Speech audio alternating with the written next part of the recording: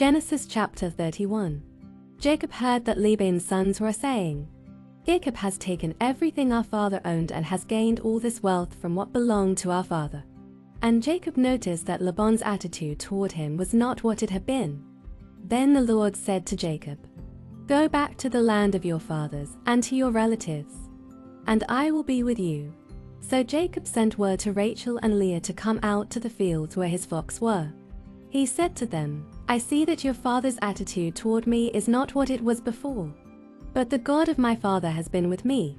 You know that I've worked for your father with all my strength, yet your father has cheated me by changing my wages 10 times.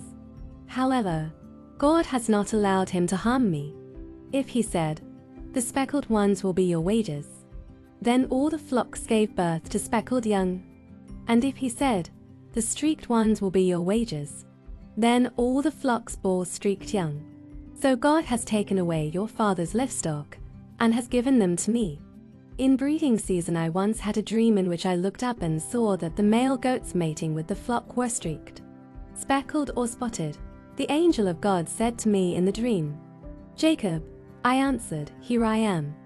And he said, 'Look up and see that all the male goats mating with the flock are streaked, speckled or spotted, for I have seen all that Laban has been doing to you. I am the God of Bethel, where you anointed a pillar and where you made a vow to me. Now leave this land at once and go back to your native land.' Then Rachel and Leah replied, 'Do we still have any share in the inheritance of our father's estate? Does he not regard us as foreigners? Not only has he sold us, but he has used up what was paid for us. Surely all the wealth that God took away from our father belongs to us and our children. So do whatever God has told you.' Then Jacob put his children and his wives on camels, and he drove all his livestock ahead of him, along with all the goods he had accumulated in Pad and Aram, to go to his father Isaac in the land of Canaan. When Laban had gone to shear his sheep, Rachel stole her father's household gods. Moreover, Jacob deceived Laban the Aramean by not telling him he was running away. So he fled with all he had, crossed the Euphrates River, and headed for the hill country of Gilead. On the 3rd day Laban was told that Jacob had fled, taking his relatives with him. He pursued Jacob for 7 days and caught up with him in the hill country of Gilead. Then God came to Laban the Aramean in a dream at night and said to him, 'Be careful not to say anything to Jacob, either good or bad.' Jacob had pitched his tent in the hill country of Gilead when Laban overtook him, and Laban and his relatives camped there too. Then Laban said to Jacob, 'What have you done? You've deceived me, and you've carried off my daughters like captives in war. Why did you run off secretly and deceive me? Why didn't you tell me, so I could send you away with joy and singing to the music of timbrels and harps? You didn't even let me kiss my grandchildren and my daughters goodbye. You have done a foolish thing. I have the power to harm you. But last night the God of your father said to me, "Be careful not to say anything to Jacob, either good or bad." Now you have gone off because you long to return to your father's household. But why did you steal my gods?' Jacob answered Laban, 'I was afraid, because I thought you would take your daughters away from me by force. But if you find anyone who has your gods, that person shall not live in the presence of our relatives. See for yourself whether there is anything of yours here with me, and if so, take it.' Now Jacob did not know that Rachel had stolen the gods. So Laban went into Jacob's tent, and into Leah's tent, and into the tent of the 2 female servants. But he found nothing. After he came out of Leah's tent, he entered Rachel's tent. Now Rachel had taken the household gods and put them inside her camel's saddle and was sitting on them. Laban searched through everything in the tent but found nothing. Rachel said to her father, "Don't be angry, my lord, that I cannot stand up in your presence. I'm having my period." So he searched did not find the household gods. Jacob was angry and took Laban to task. "What is my crime?" he asked Laban. "How have I wronged you that you hunt me down? Now that you have searched through all my goods, what have you found that belongs to your household? Put it to him in front of your relatives and mine, and let them judge between the 2 of us. I have been with you for 20 years now. Your sheep and goats have not miscarried, nor have I eaten rams from your flocks. I did not bring you animals torn by wild beasts. I bore the loss myself, and you demanded payment from me for whatever was stolen by day or night. This was my situation. The heat consumed me in the daytime and the cold at night, and sleep fled from my eyes. It was like this for the 20 years I was in your household. I worked for you 14 years for your 2 daughters and 6 years for your flocks, and you changed my wages 10 times. If the God of my father, the God of Abraham and the fear of Isaac, had not been with me, you would surely have sent me away empty-handed. But God has seen my hardship and the toil of my hands, and last night he rebuked you. Laban answered Jacob, the women are my daughters, the children are my children, and the flocks are my flocks. All you see is mine. Yet what can I do today about these daughters of mine, or about the children they have borne? Come now, let's make a covenant, you and I, and let it serve as a witness between us.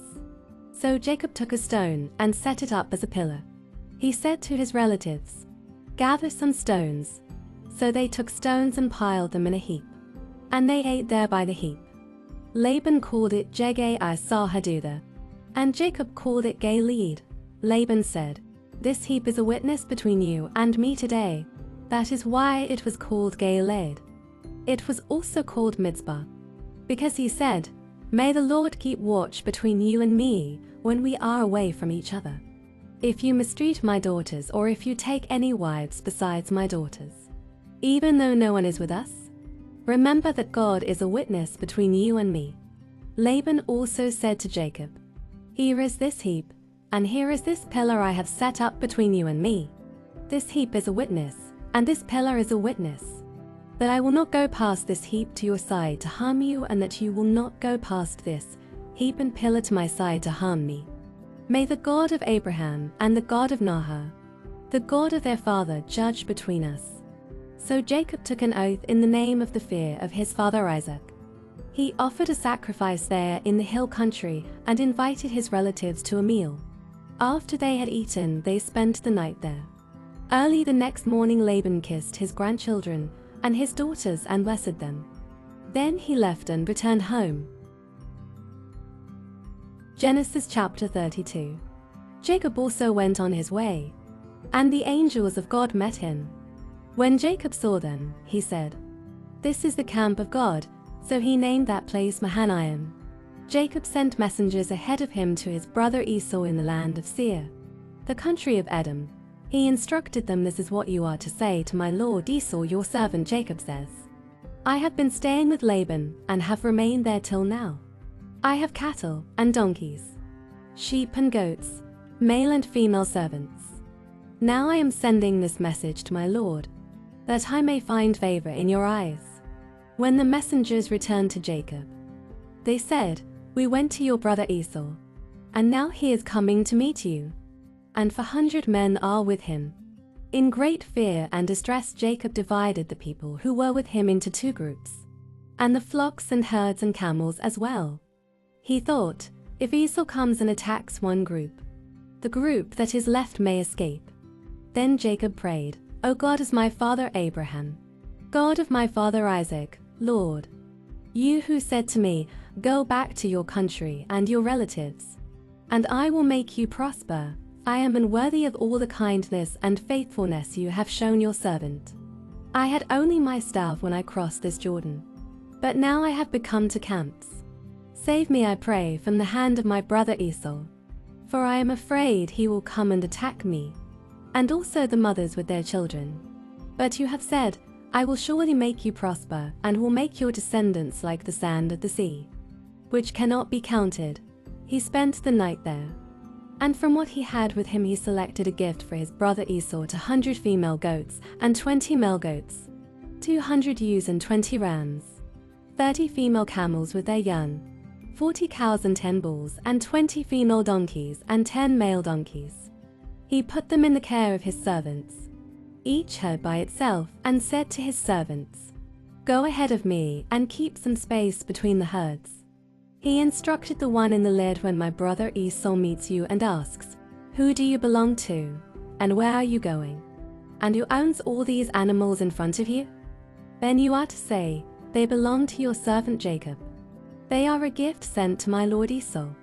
And he is coming behind us." He also instructed the second, the third, and all the others who follow the herds. You are to say the same thing to Esau when you meet him. And be sure to say, "Your servant Jacob is coming behind us." For he thought, "I will pacify him with these gifts I am sending on ahead. Later, when I see him, perhaps he will receive me."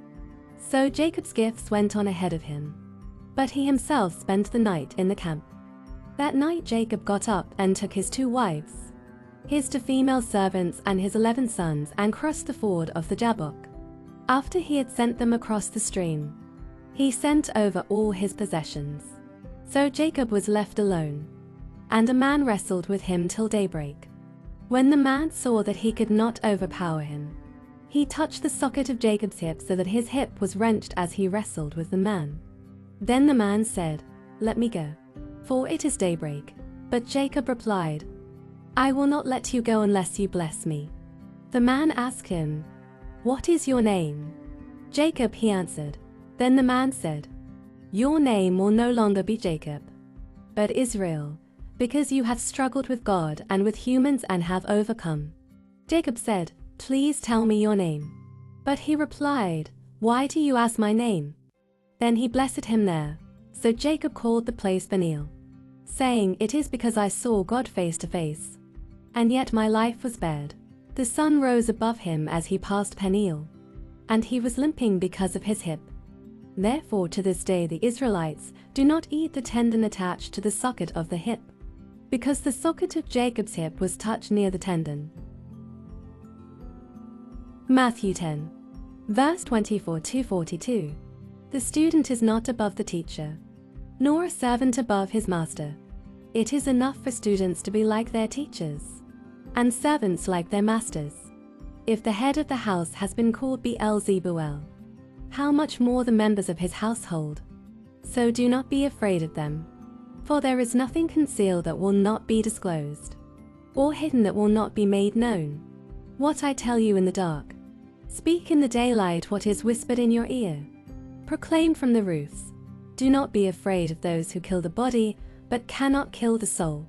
Rather, be afraid of the one who can destroy both soul and body in hell. Are not 2 sparrows sold for a penny? Yet not one of them will fall to the ground outside your Father's care. And even the very hairs of your head are all numbered. So don't be afraid, you are worth more than many sparrows.